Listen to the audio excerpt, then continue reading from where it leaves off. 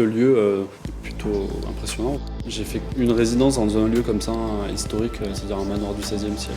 Et qui sont des lieux dans lesquels il y a toujours des particularités architecturales. En tout cas, moi, c'est ce qui m'intéresse. Dans mon travail, il y a toujours un regard architectural. Ce qui me plaît, c'est que ça a quand même été la deuxième université de Paris. Le fait de travailler dans la sacristie, c'est pas du tout l'espace du White Cube dont on a l'habitude de travailler. Ça donne un peu un défi supplémentaire.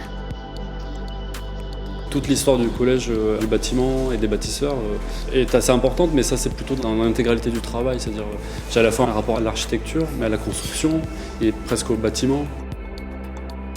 L'idée, c'était de jouer aussi avec des couleurs qui vont venir en contraste avec ce lieu, de créer quelque chose qui est tout en suspension, chose que je n'ai jamais fait. L'idée, c'est de vraiment créer des œuvres qui ne sont pas du tout ancrées dans le sol, mais vraiment en lévitation dans cet espace. J'ai cherché à m'insérer entre, finalement, les Bernardins, le projet de Cyril, le projet de Gwendoline. J'ai cherché où est-ce que je trouvais ma place au milieu de tout ça. Je ne sais pas si on va voir les marques de notre rapport ancien étudiant et professeur. En tout cas, ce qui est sûr, c'est qu'il y a un apprentissage du volume, du regard, de la sculpture qui est là.